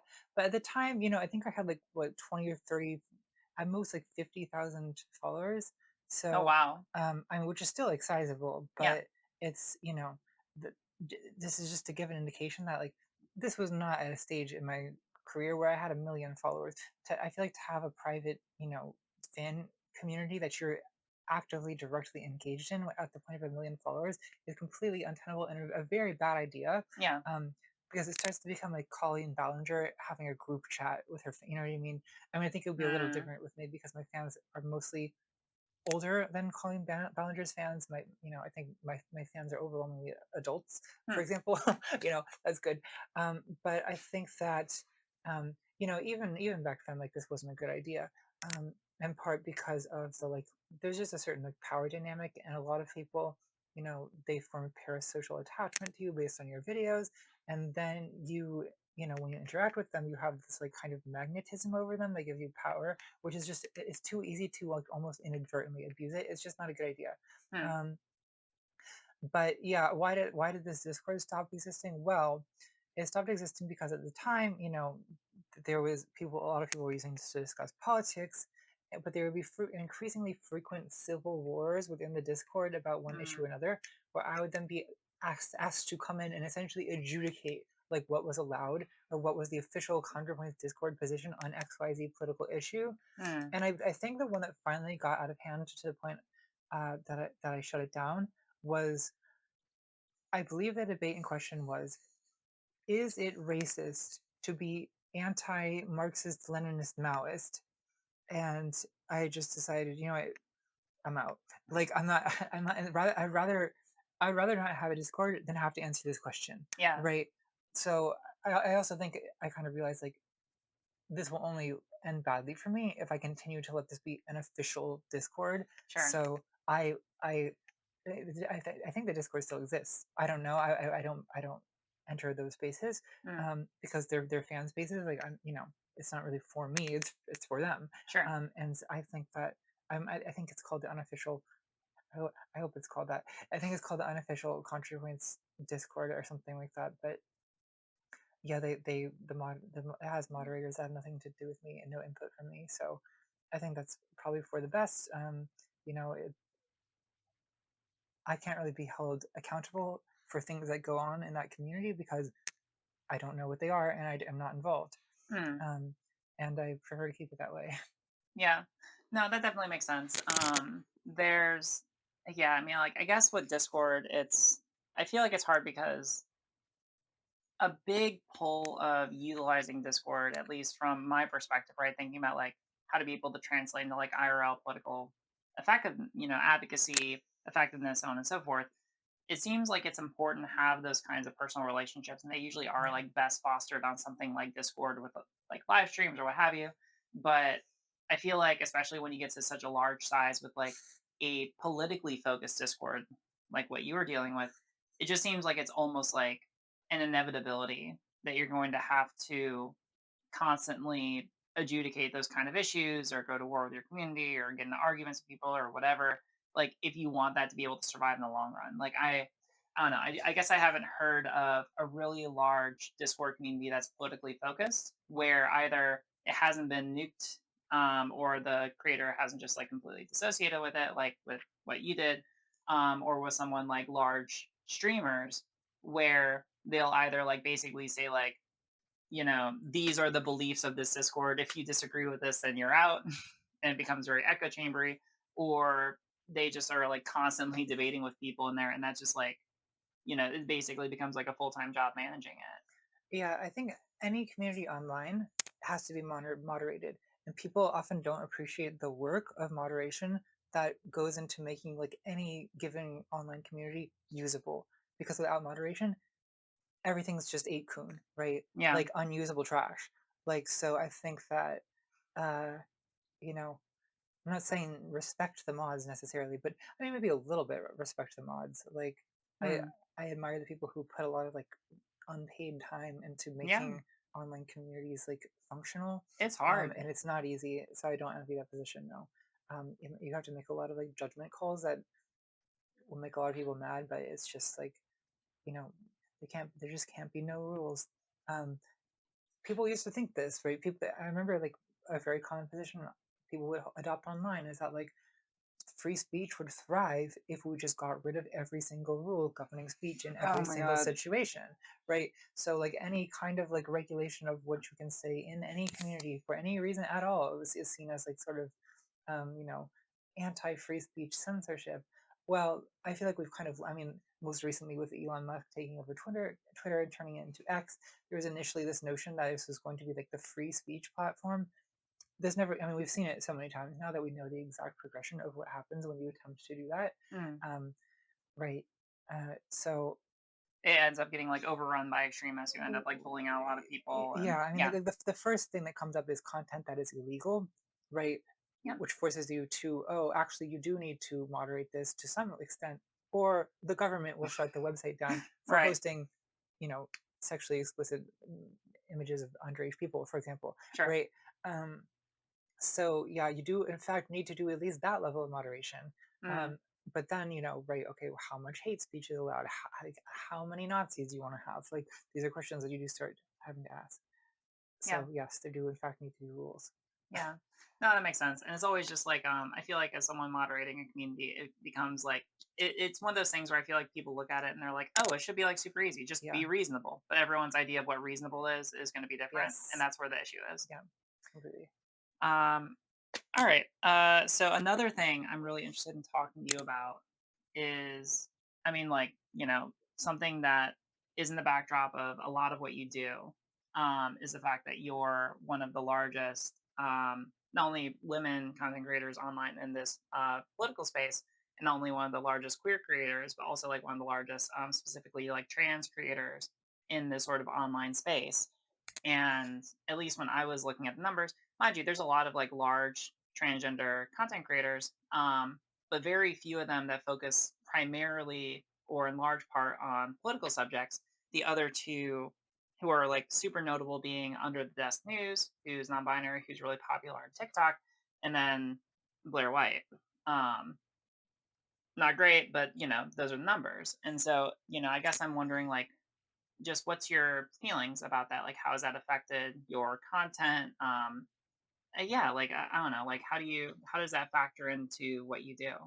Well, it's a complication.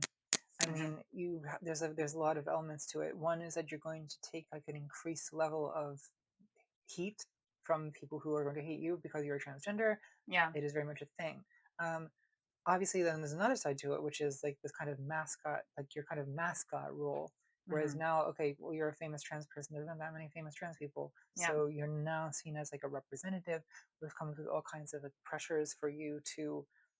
I mean, it's an impossible job, Hmm. basically, right? Because every trans person wants you to exhibit transness in the way they feel represents them, and of course, that means a bunch of contradictory expectations are placed on you that no one could possibly meet. Yeah. Um, so you just kind of have to learn to be at peace with not meeting them and having a bunch of trans people mad at you all the time. And that's just it is what it is. I think I used to get real worked up about it, but getting worked up about it and trying to defend yourself, it just makes the problem worse. So I feel like you kind of learn again a kind of minimalist like stoicism or something about it, where you sort of don't say too much and you sort of you the world doesn't need to hear every opinion you have about being trans. Actually, contrary to like what your first intuition may have been, you don't need to tweet every thought you have about LGBT experience or about anything for that matter. Mm. So, I think there's some things that I keep to myself, and I'm just very at peace with that. Um, and also, I accept that like there's going to be a contingent of trans people who will perpetually be very angry at me, and they've also basically made peace with that, and I don't try to fight it. Like it is what it is. Yeah. No, that makes sense. I mean, like, in regards to, there's kind of like an issue, like issues are specific to the trans community, but also like in respect to like being a member of a historically marginalized group, um, whether that's being a woman or being queer or anything like that. And um, in general, something that there's a really interesting conversation I remember having when I was in graduate school with a professor who, his name is Eric Lupke, incredibly, incredibly knowledgeable. He taught a really difficult class to teach on identity and intersectionalism in public policy and in politics, right? Rife for very difficult discussions and for controversy and so on and so forth. But I think that overall he did a good job with it. But one conversation I had with him that I disagreed with him on, where, basically we had a conversation like, okay, how do you deal as someone who's a member of a historically marginalized community? How do you deal with issues that are relevant to that community, if it's something that maybe you don't want to take out or stake a personal position on for whatever reason, right? Like, let's say that you're a woman legislator and there's some bill. I won't get into a specific subject, but like, let's say that there's some bill that's relevant to women's rights, and you just, for whatever reason, don't want to stake a position on it. Maybe you feel like, oh, I don't know enough about it, or, for whatever reason you want to abstain, right? Um, his argument was like, well, we should try to push for, or and I want to be careful with how I say it because I also don't want to like misrepresent him. And I really respect him a lot. This is just something I intellectually disagree with him on. Basically, he said like, well, if you're acting in a leadership capacity, you should feel the freedom to say, no, I'm not going to take a position on this. I don't think that this is something that I feel comfortable weighing in on.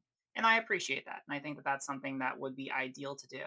But practically speaking, I don't think that that's what we experience, right? If I were a legislator and someone were to approach me with a bill affecting trans people, right, or queer people in general, and I were to say like, "Oh, I'm just not going to take a position on it," people are going to be justifiably pretty pissed at me, because like even if I don't know as much about something, or even if I don't regularly talk about, the specific policy that's in play, just because I'm a member of that group is going to put that expectation onto me that I stake out a personal position. And it's like, I don't know. I think that's one of like the bigger reasons why it's like earlier in my social media career and even in my professional career, I focus on like LGBT issues because like I kind of know that people are going to expect that from me to some Yeah. extent, right? And I don't know, like I guess like I've come to make peace with it. I don't have like strong like positive or negative feelings about it, and I'm glad I'm able to make a positive contribution to the world about it. But it's not, it there's not there's less of an element of choice in that, and I think that people think that there is. I mean, I think that it's good to speak on these issues because you're right that you will be expected to.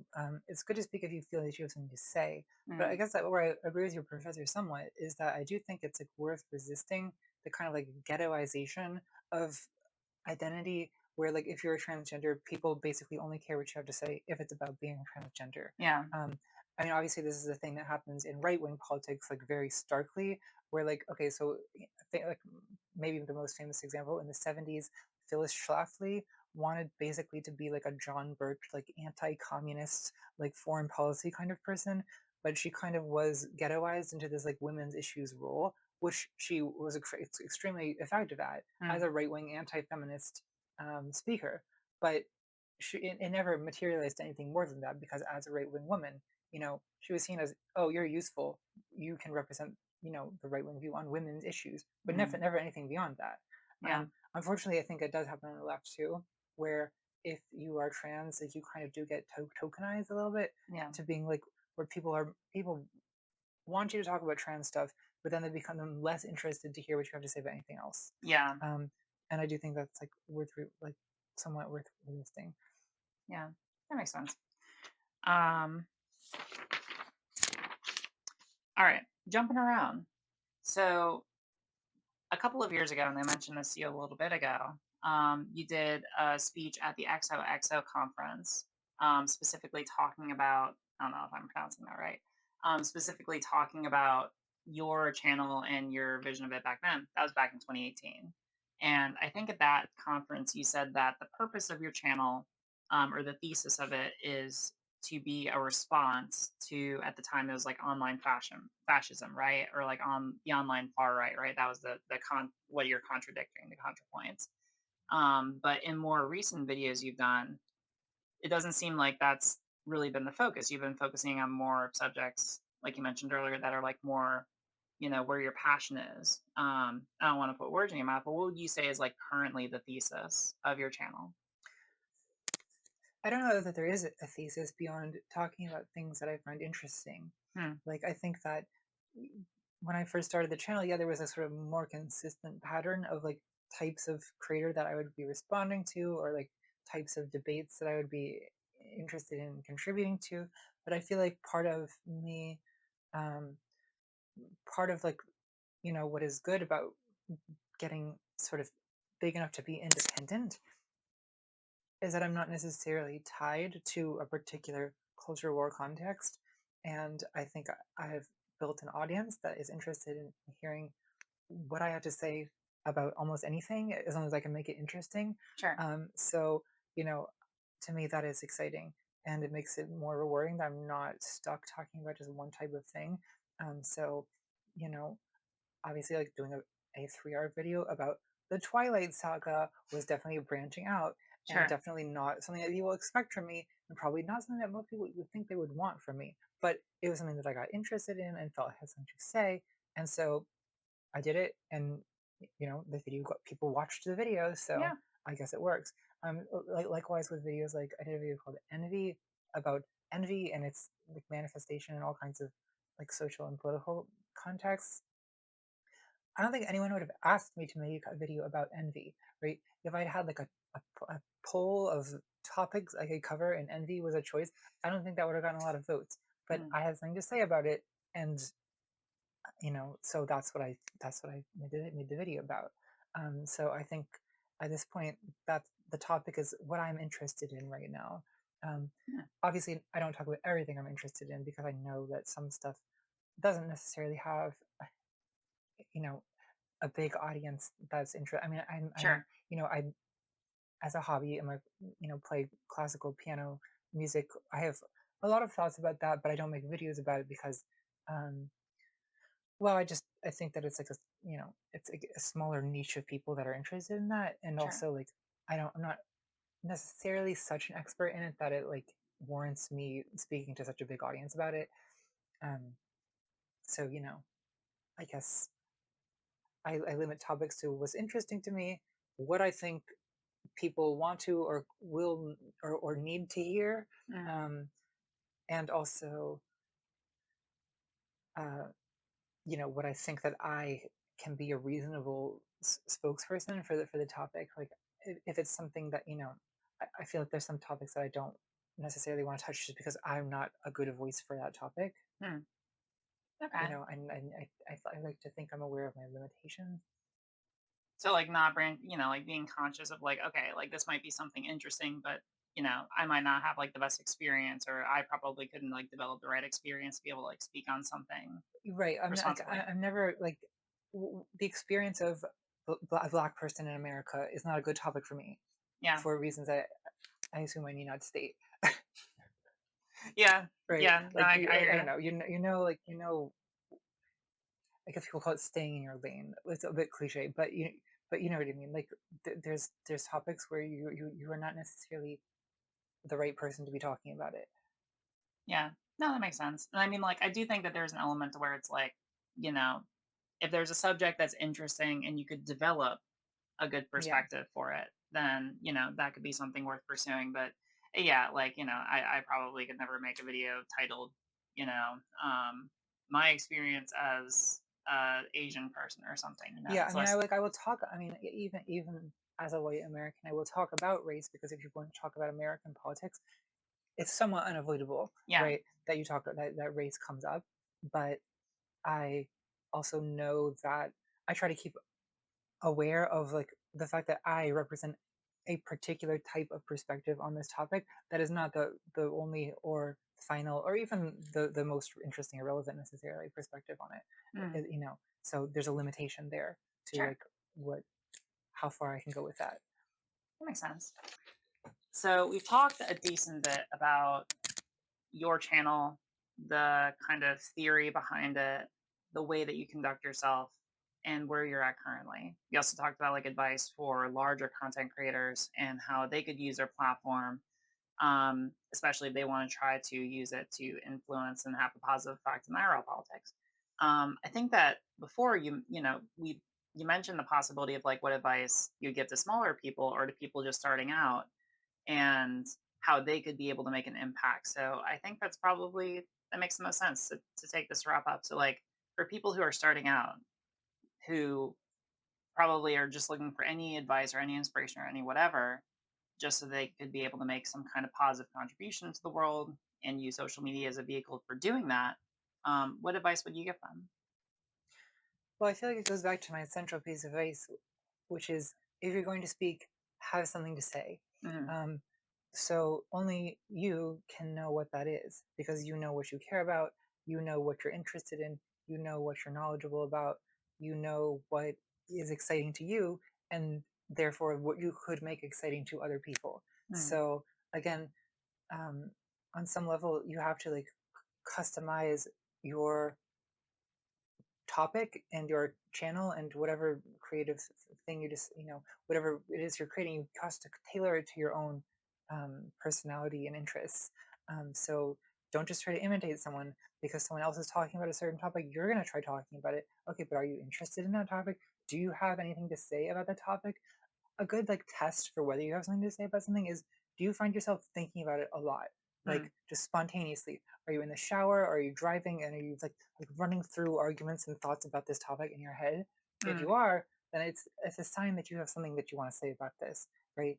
If you find that you have to force yourself to think about a topic, you might not be a good person to talk about it because it's not interesting to you, right? Hmm. And you don't sort of organically have anything to say about it. So I feel like when deciding what you want to focus on, it's you kind of do on some level have to follow your passion, your emotional interest.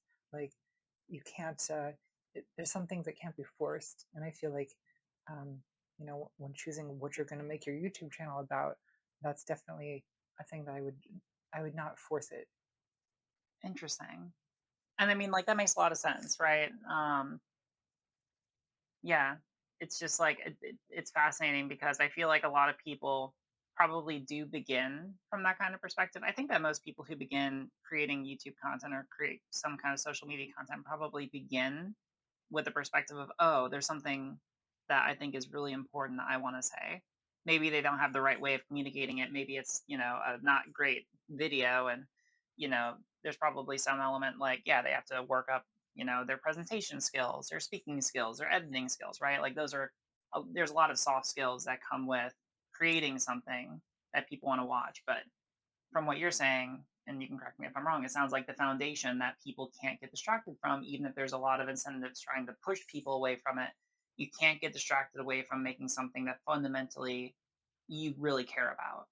Because that's the one thing that matters above everything else. And anything else is sort of excusable if that's there, and nothing else will compensate for that if it isn't, Hmm. right? So, I mean, like I could give like little pieces of like, you know, practical advice, like, oh, if you're starting out making content online, having good audio is more important than having good video because people will watch a grainy video if the sound quality is good, right? Whereas Mm. if a thing is barely audible and there's all this like noise on the track, like that becomes unpleasant for most people, obvious stuff like that.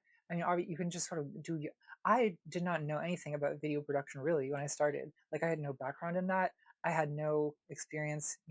I'd never been on a film set or anything. I had no experience video editing. Not really. No experience like doing lighting. All this stuff I kind of learned by practicing it and by looking up YouTube videos on how to do it and just through experience. So you can learn those things. But the one thing that you kind of can't force, the one thing you can't do just by like learning is like choosing what your interest is. I feel like that's something that comes from inside of you and no one else can tell you how to do it or what it is. Yeah, that makes a lot of sense. I don't know. It makes me feel good because I mean, like, I think if more people did kind of fundamentally focus on that, I feel like I would enjoy using social media a lot better. Not sure if I'll go as high to say like, oh, the world would be a better place, but like, a lot of my YouTube feed nowadays, I don't really pay as much attention to because I feel like a lot of it is just kind of like produced content, like Yeah. sludge like pushed Oh, out of a vending machine or whatever just to be consumed, and it's like yeah, it's just it's not. a real problem. Yeah. Like I find that like there's definitely specific creators who I love and will reliably watch all their videos, but I would say that like the good stuff increasingly does feel like, like a jewel in a pit of sludge. Yeah. Like so much content is basically being churned out. Like, I don't know, iceberg videos about X topic, and the script is clearly written by Chat GPT Yeah. and read by someone who actually has no opinions about the thing they're talking about. Like you can tell, and Yeah. it's boring. It's really boring, and it's in and it's obvious that the person who made it like doesn't really care about this, and it's just like I guess we could do a video about that today, like that, Right. that comes across, that's communicated. Whereas when someone is passionate and has put time into something and is talking about something that they know about and care about, like it just shows. Hmm. Yeah, that makes a lot of sense. um yeah, you know what, I think that that's probably a good point to leave it, because like, it's a really, yeah. So Natalie, thank you so much. It's been a very, very fun journey. Do you want to tell people? I mean, you're the larger content creator, but for people who might not happen to know, where can they find you on social media? Well, you can find me on YouTube at Contrapoints or on, I'm calling it Twitter. On Twitter at Contrapoints, Patreon, Instagram. Someday I might make a TikTok, but I haven't gotten there yet. I mean, like it's fun, but like we'll see if it's still around in. Well, honestly, I'll probably be like a Yeah, year or I'll two. hold off on seeing if it's still legal before putting too many eggs in that basket. Yeah. Well, hey, thank you so much for your time. Really appreciate it. And yeah, no, thank you. Thanks for having me.